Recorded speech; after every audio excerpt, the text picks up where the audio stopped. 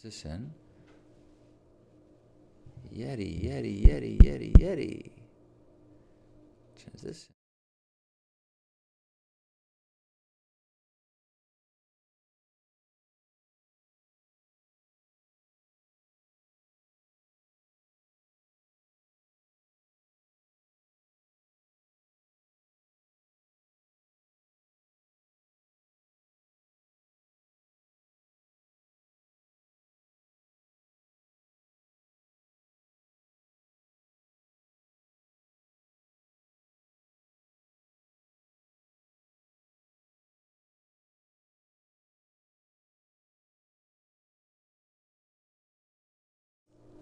Yeti, Yeti, Yeti, Yeti. You probably hear me now? Oh, fuck. I see the problem. Oh, damn it.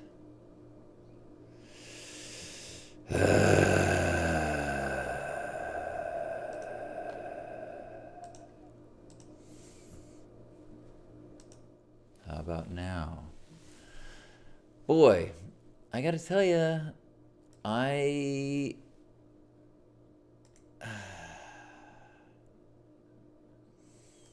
it I start singing a song. I try to get all in the headspace, and I try to and then the sound doesn't work, and it so rapidly changes my mood to frustration. So I guess it's a and then I think to myself, oh, now the archives are going to have all this silence, and anybody that clicks on that link is going to have a minute of silence. And boy, that doesn't make it, that's not very compelling. No wonder people don't subscribe or click on my stuff. Well, I am super appreciative of you, Moosecock, and Razorblade, and Gerbot, and Faithy Pie.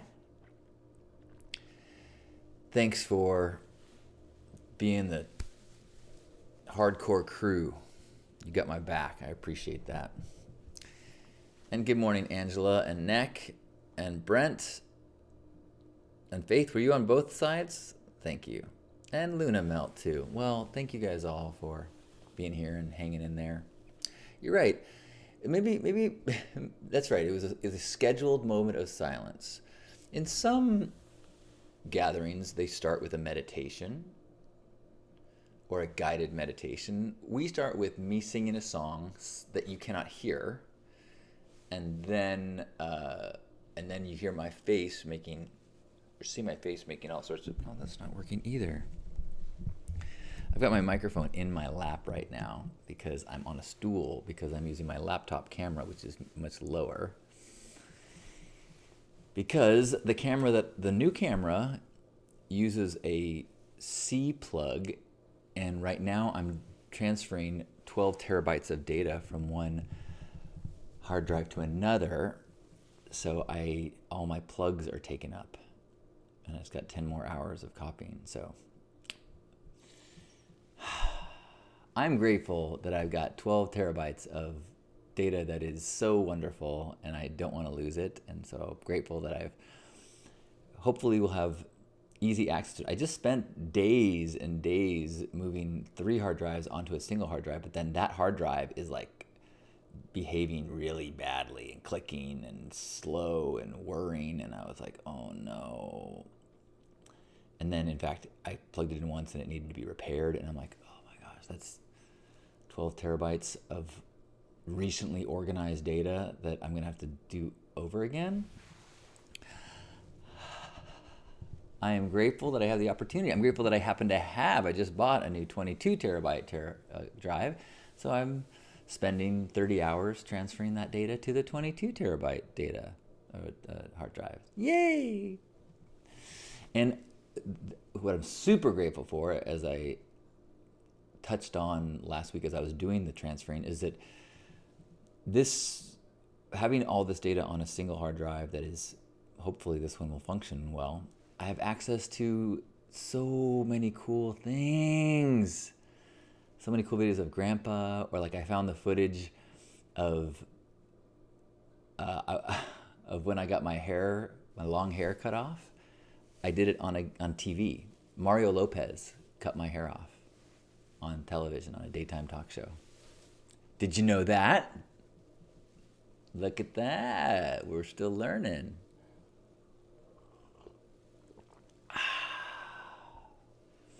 So this is Love Morning.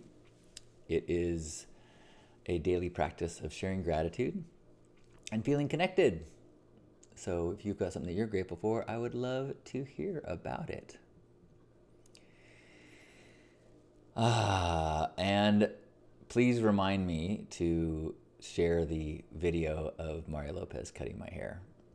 It was a talk show. It was called The Other Guys, or it was basically a daytime talk show. It was like the View, but hosted by men. So it was Mario Lopez, Danny Bartaducci, and Dick Clark were the hosts. And I was on a makeover show where 3 people with long hair got their hair cut and styled by some Hollywood hairstylist. And it was me and 2 women. Surprise! So I'm grateful for cool memories like that. And I am grateful for a awareness I had last night as I was talking to Lisa. Lisa is home. She came home from her trip and had a beautiful trip gone, and so I definitely missed her. My heart grew fonder, if that was even possible. And I didn't have the best weekend. I was taking a little break from coffee, and just certain things were getting me down. So I was in a little bit of a funk and was a little down on myself for having a non-productive weekend. But as I looked at what I did do, the things I did prioritize was time with people that are healing to me. So I had phone calls with friends, I visited some friends, saw my brother and his family, and I visited my parents twice. And then last night I went to a men's group gathering for sunset for one of our members' birthdays. And it was this gorgeous sunset, just like stunning golden sunset. And had a number of really beautiful deep drop-down conversations. Drop-in, I guess. Drop-down would be if I did it on a computer. Drop-in conversations, deep dives with these incredible men, and got some great advice and great camaraderie, and just felt great. And so as I looked back over the weekend, even though I didn't cross a bunch of things off my productivity to-do list, I did take care of myself, and I was productive in the fostering of the relationships that are important to me. So I'm grateful for that. The Other Half. Yes, that's what it was called. Thank you, Moose Cock. Anyone else got some they're grateful for? I'm grateful for that sunset last night. Man. So I actually went to the beach last 2 nights, but last night's sunset was just out of this world gorgeous. Oh, you should see this. I just put this graphic on my phone. I'm not sure if you could be able to see this, but it says, "What you are looking for is not here." That's my new wallpaper if I check my phone.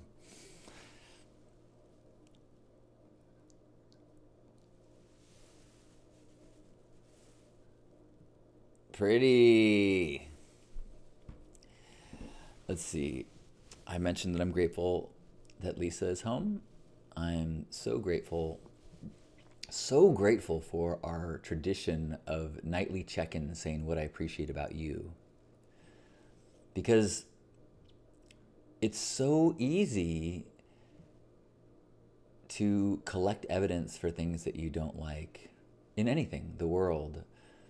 And it's so significant if you collect evidence for what you do like.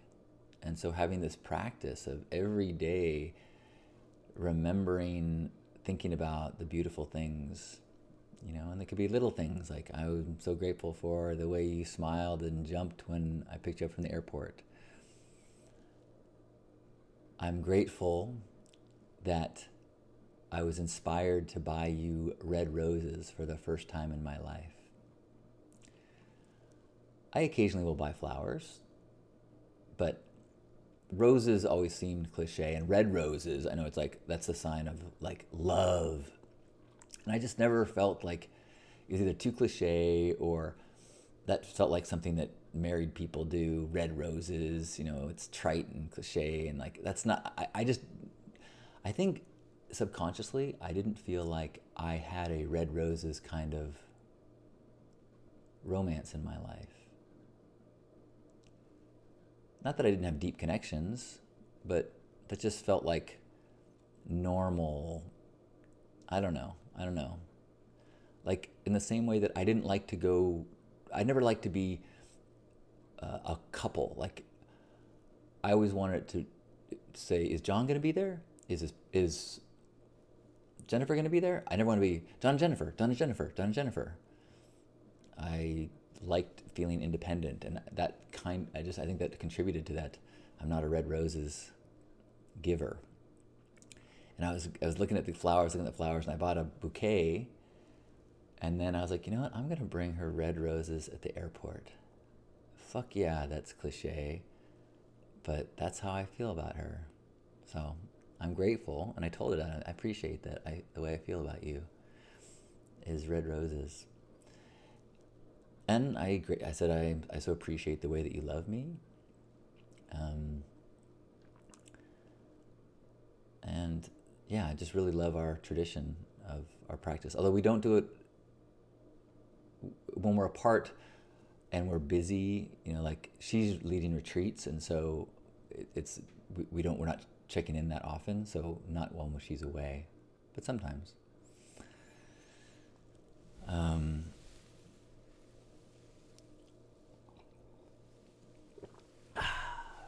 Ooh, lots of good gratitudes.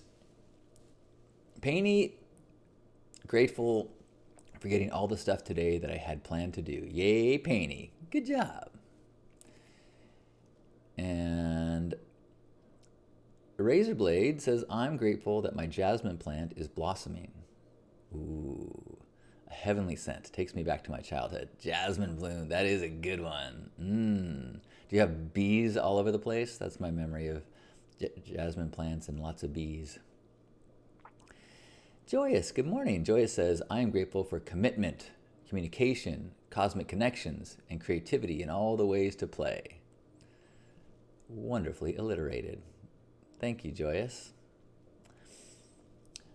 I am also grateful for the gratitude gathering we had yesterday at noon. One of our members is in the hospital and got taken to another hospital, and so he was able, he's one of our regulars, and he was able to check in from the hospital, and I think he was feeling pretty good thanks to the morphine, but it was so good to see his face after being a little worried about him.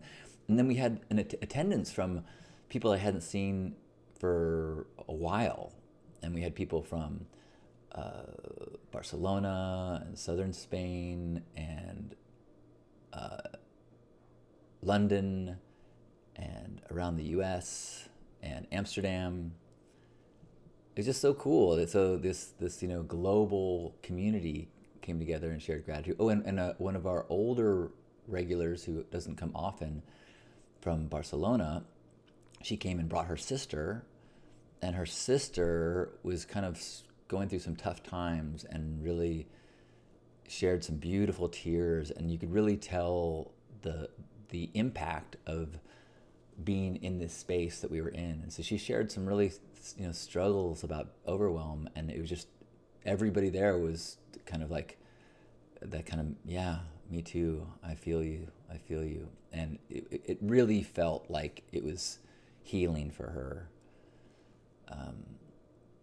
to be in that container and to have a place and to be next to her sister. And that was really beautiful as they shared that moment and we got to be a part of it. The accountant. Good morning. Good morning. It says, I am grateful for you all and allowing me space to speak, be heard, and then allowing me the gift to listen. I love that.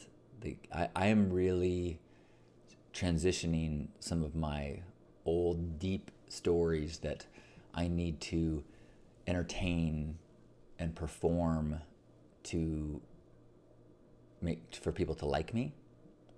I think I'm a good I'm a good question asker because I generally am interested in things that people are excited about. But I also can easily, if someone is, slow to speak, I will fill the space with stories and thoughts and funniness and I feel like I'm getting better at practicing that listening, practicing that the art of attention. And sometimes a thought will pop in my head and I go, no, no, no, no, no, no, no, don't wait till, don't hold on to that desire to say the thing. Just listen. And there's been a couple times in the last few days maybe the last week, where I've legitimately had a relevant story to tell that was relevant to the conversation. And I said to myself, it doesn't serve this moment to bring any of this attention to me. What? Who is this guy? That is not a line that I normally would say. Normally I'm like, well, look at this. Here's a topic that I've got a great story about.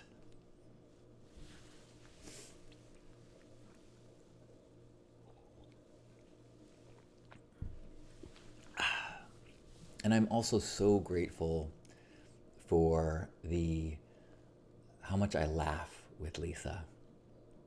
She just gets my sense of humor so much, and it makes my humor muscle just flex when we're together, and not at the expense of seriousness, but like she said when we were talking about our weekend, she made the joke of, and I'm not sure if this word is you. Well, she said so how many sex workers did you hire this weekend? And I guess does it work? We just watched something where they used the term prostitute. So I'll say it the way that it came through, and you can tell me if that's insensitive. She said, so how many prostitutes this weekend? And I said, well, they both gave the money back, so I guess that doesn't make them prostitutes. And it was, I was proud of that line. Breaking down the language of that by saying both, it's, yeah, so anyway. And just in case there is any lack of clarity, I attempt to be an absolute ally for sex workers. I debatably could say that I have been a sex worker. I have dated and been in love with sex workers, and absolutely, politically, morally, spiritually, am in favor of sex work being a legitimate form of labor. Just because you dress up in a suit and get exploited all day in an office, that is no more morally righteous than getting naked and get exploited on camera.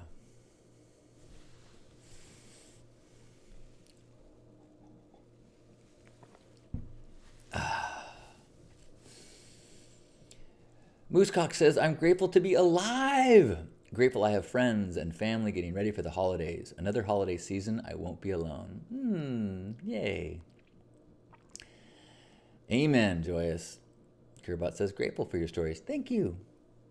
And I appreciate this kind of, clearly this venue allows me to speak more.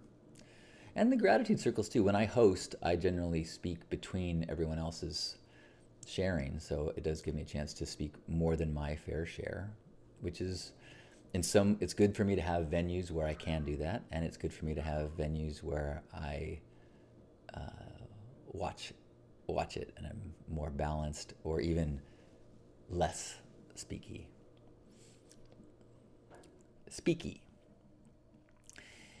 Gerbot says, amen. Sex work is legitimate work. Amen. Fuck. I mean, to me, that is so obvious, so clear. There's no debate even. It's not even, that's like, love is love. Like, a gay relationship is a relationship. Sex work is work. Like, these are not debatable things. There is some issues in our cultural world that I think are nuanced and multiple opinions are valid, even if it's a dangerous landscape to discuss them. But those are ones that are, in my mind, those are not discussed. That being said, I am not going to scream and yell and call for the harm for people that disagree with my opinions.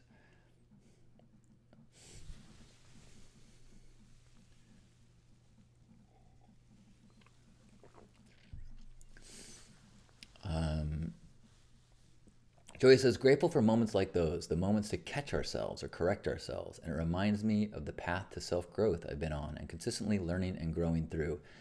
Isn't that the truth? It's the catching yourself. And I think part of that is learning to catch yourself and not judge yourself. I guess it can go two ways. You can catch yourself in a good way, and you can catch yourself in a bad way.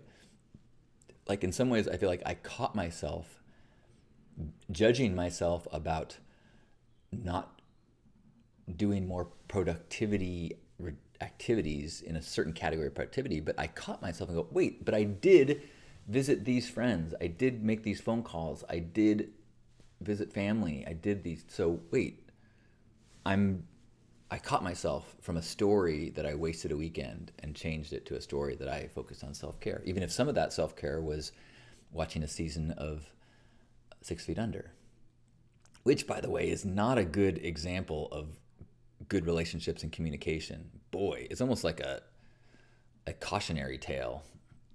Oof. But yeah, life is about catching yourself. And then each time going, oh, look at me, I'm humaning. Cool. Good morning, Mingle. Mingle is grateful that she caught Love Morning. Missed being here. Well, I'm glad you're here now. Accountant says, I think about sex work. It's great someone does it. You know what I mean? We need at least one or two outlets of risk as people. Thank you. I mean, we in terms of the things, like, we have massive industries that we do not question that are legitimately destroying our environment. Most large industries, any manufacturing industry, we do not have systems in place that account for the cost to our collective environment. So whether it's landfill or pollution or plastics, I mean,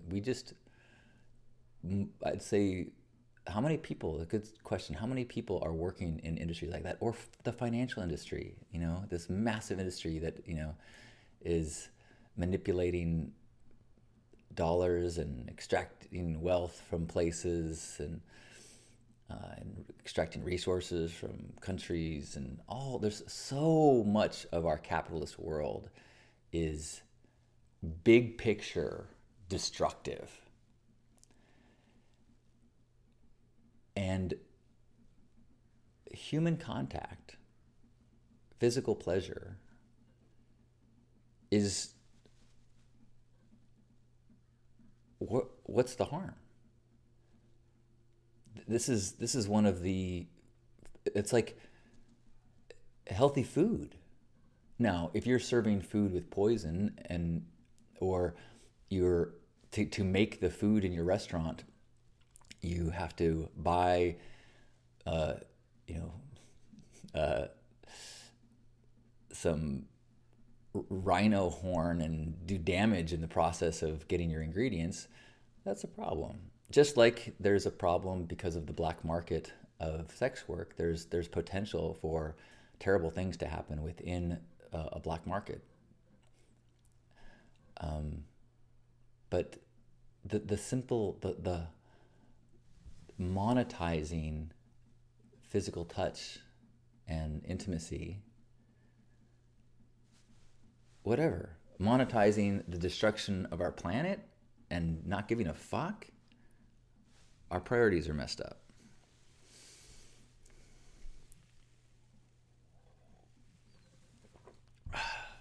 Good morning, Rachel. Oh, sorry, the accountant said, I actually meant in the sense of talking about feelings and having that container of expression and love. That makes more sense. That makes more sense. Thanks, accountant. Sometimes with the delays of video and sometimes I am not totally in touch, or I miss a comment until later, and my brain, I'm kind of like a goldfish, or at least apparently we've learned that goldfish have much better memories than we thought. But I tend to be aware of what I'm seeing in the moment, and then not so much.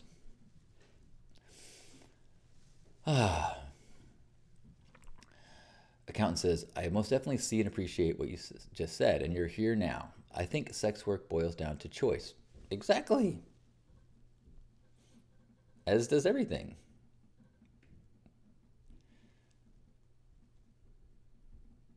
Yeah. I feel the same way about, drug use. I believe in legalization, or, yeah, not just decriminalization, but legalization. And within a framework of legalization, you can make it so people can make better choices. But within paternalistic, restricted black market worlds, you've got all sorts of things that don't get regulated, all sorts of things that where there's illegal forces and pressures and black markets they breed violence and exploitation. Accountant saying, you're so smart. I'm a smart goldfish.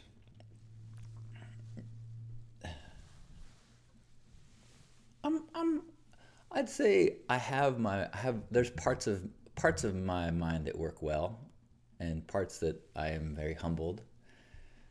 And I feel like I've been working on having an open mind for a very long time. And so I've been in a state of inquiry, which allows me to be receptive to a lot of ideas. So that's one of my challenges with some of the current landscape of dialogue. It's like I feel like I'm so aware of so many perspectives, and people say, well, if you give voice to the opposite side, you're doing I'm like, well,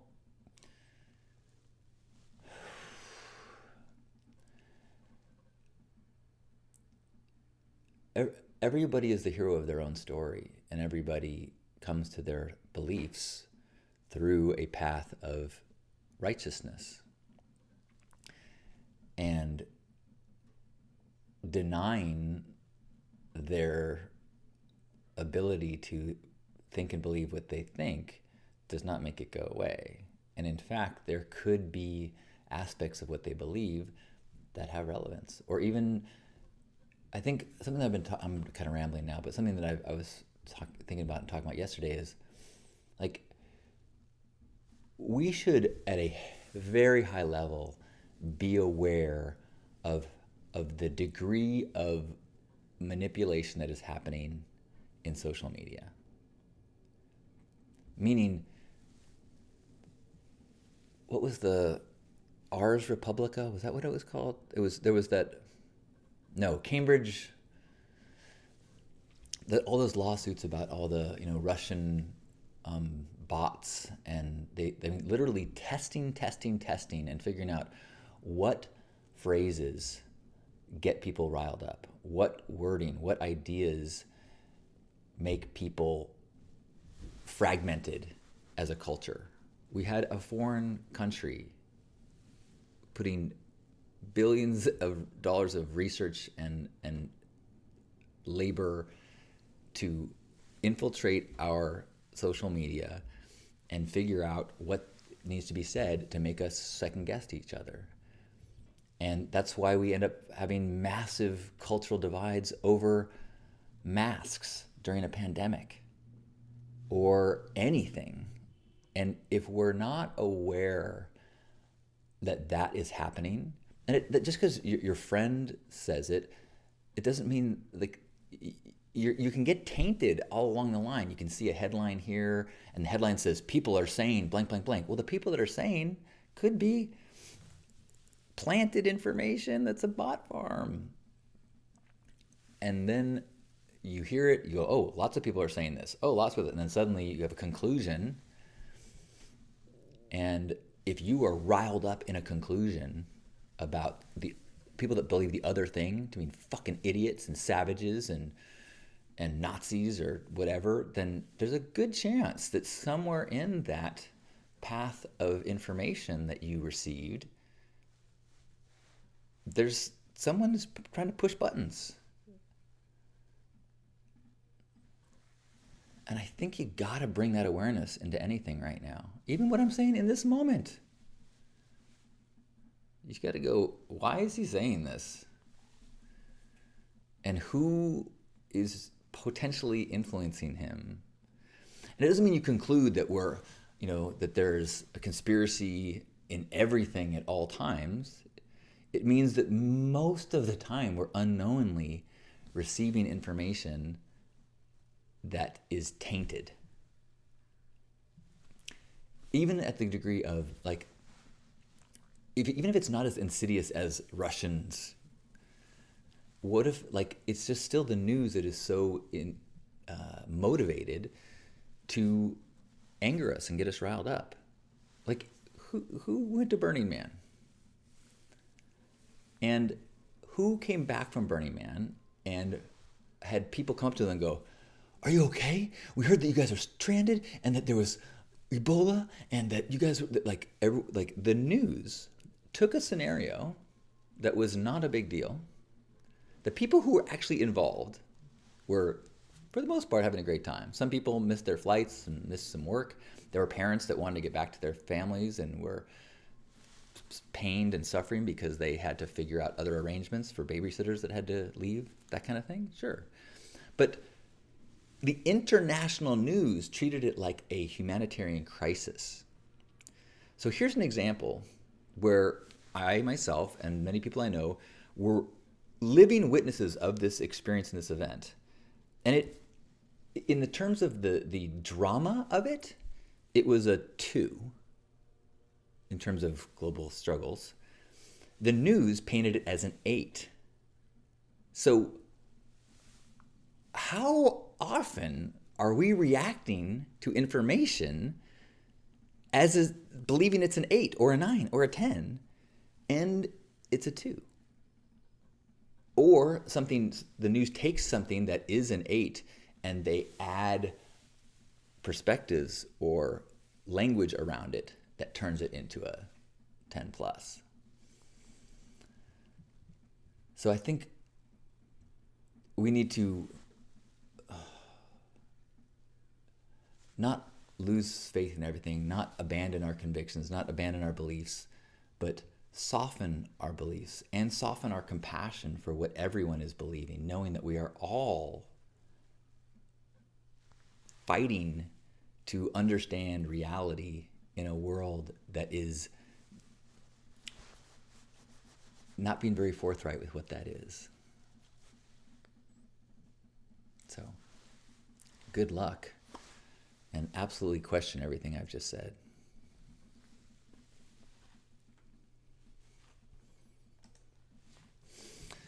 Woo! Ooh.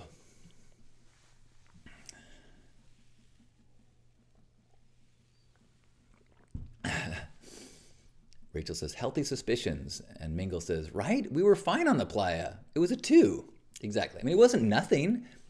There was a moment when the road, when we were stuck, and then it looked like it was going to be rainstorm. And I was like, oh, wait a minute. There's an issue. If the porta potties can't be emptied, that gets problematic. And if the gas can't get replenished, and all of these generators that are planning for gas delivery don't get, then food starts spoiling. And suddenly this plan of like, we could be here forever is like, oh, no, when food and sanitation's gone. I mean, we had so much water that like, water's not even a problem. We can serve water. But I still was like, oh, wait. And I had some fear thoughts. I would say it counted as a 2. It wasn't a 0 for me. I was like, this could get scary. But like, the news was like, how soon are you going to call an evacuation? You're like, what?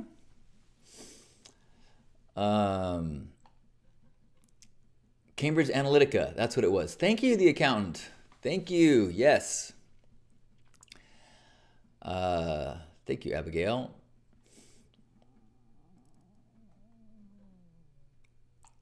Okay. Suzanne, good morning.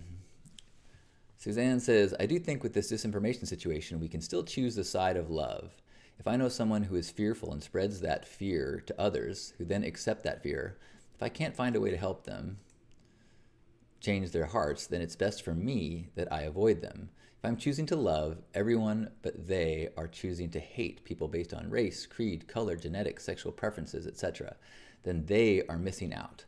They will eventually miss out on me too, because if you won't accept other people with love, then you aren't accepting my heart either. I love that. And I love that sentiment. And I'm afraid to even say the example that pops in my head as a place where it can be difficult to do this. So with the recent, should I even go here? You know what? We're 40 minutes in. Yeah. With regards to the recent chapter in Gaza,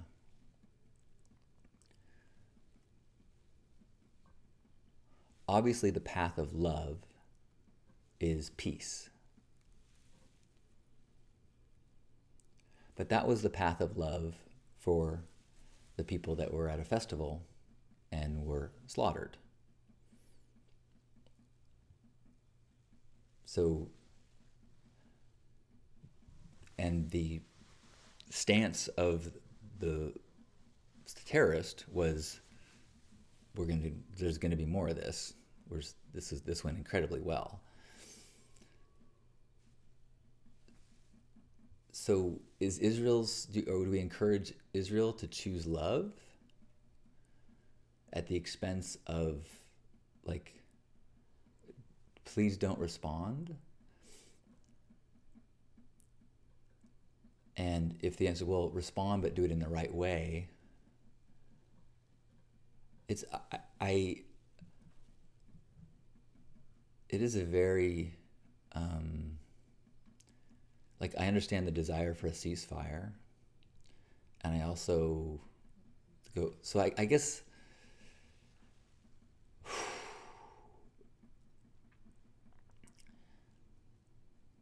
and I feel like even by saying this topic, I'm sure most people here have a response of why we need to stop the Holocaust of Palestinians, or we need to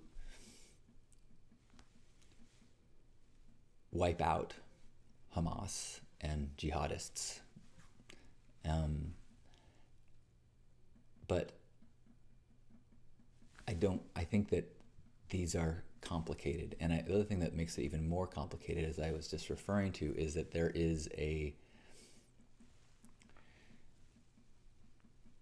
are big, powerful incentives from nearby countries having to do with economics and religion that are beyond the players that are right there. You know, Hamad is financed by, what is it, Iran? Others, you know, and so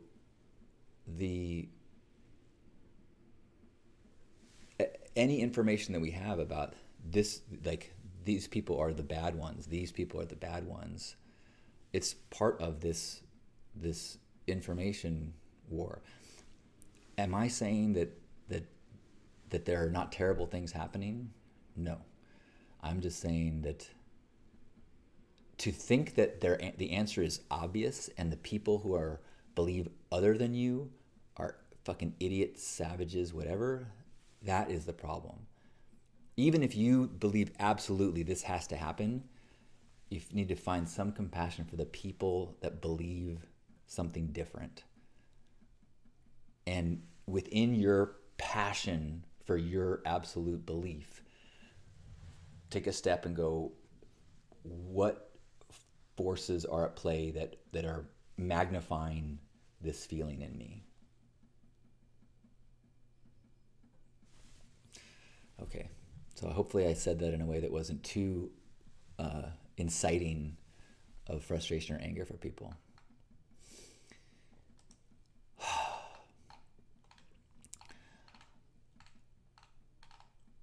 Suzanne says, one of the best things about you, John, is that you shout love. Too often we whisper love. Love can always win if we embrace it and remind ourselves it's a shield. If I'm reminding everyone around me to choose love, then I know I can probably touch at least one person who needed to hear they are loved.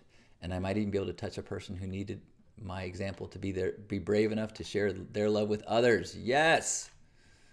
That is what you do with Love Morning, John. You remind us it's okay to share our goodness with everyone else. Yes! I'm glad we are concluding with this topic, which is that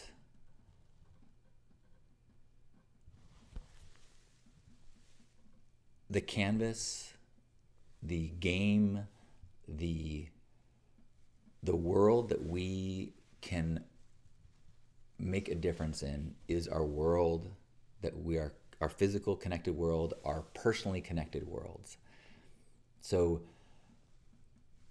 taking a step back from the absolutist perspectives of the world and coming back to, how can I shout love in my life? How can I shout love to the people that are near me, that are close to me, that are near me, that I don't know so well? How can I be more compassionate and loving and connecting to my neighbors?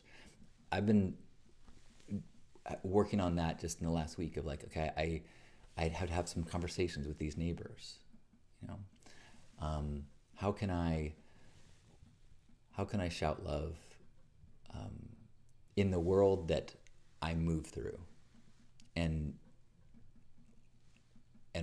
really be aware of the balance of how much energy am I putting into the world that I actually am connected to versus the world that I am an audience to.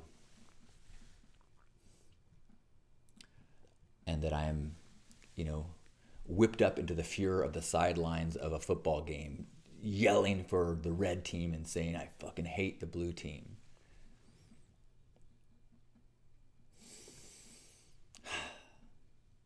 Thank you, Rachel. Thank you, everyone who is here today.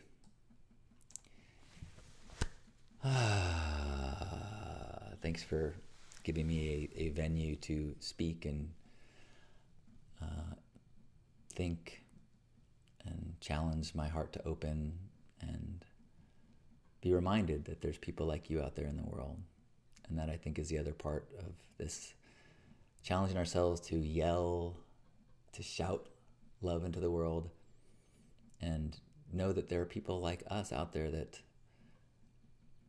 are just like lighting up when they hear it. Kind of like I don't know why this metaphor keeps coming, of like something that is like you've seen those like I think they're frogs that are dormant in the desert, and then the rain comes and they come to life. Our love vibrations are the water droplets that bring the frogs to life.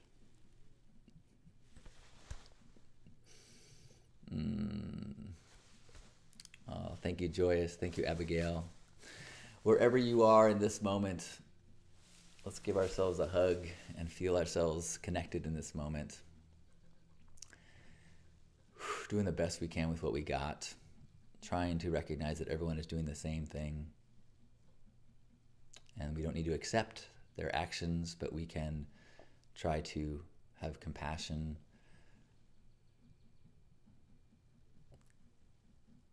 and forgiving ourselves and forgiving others, challenging ourselves to stretch out of the dark thoughts, the closedness, and be more open and connecting and loving in the world, knowing that those little ripples so make a difference. So take a deep breath in and squeeze.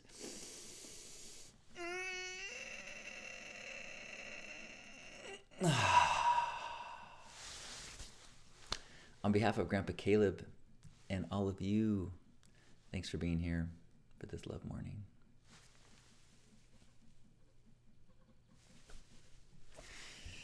Thank you, Gerbot. It's interesting. I was just thinking, L'chaim. I was like, some of the things here, maybe I said this in a way that I could say it publicly, but really, there's a difference between, I feel like if I shared some of these same thoughts and just posted them publicly, that the nuances of compassion would be lost in the need to speak up on the causes that people feel so passionately about. And on the other hand, I don't want to discourage people from being passionate. I just want to encourage people to be passionate with compassion. Whew. Hallelujah. Love you guys. Have a beautiful day. Happy Tuesday.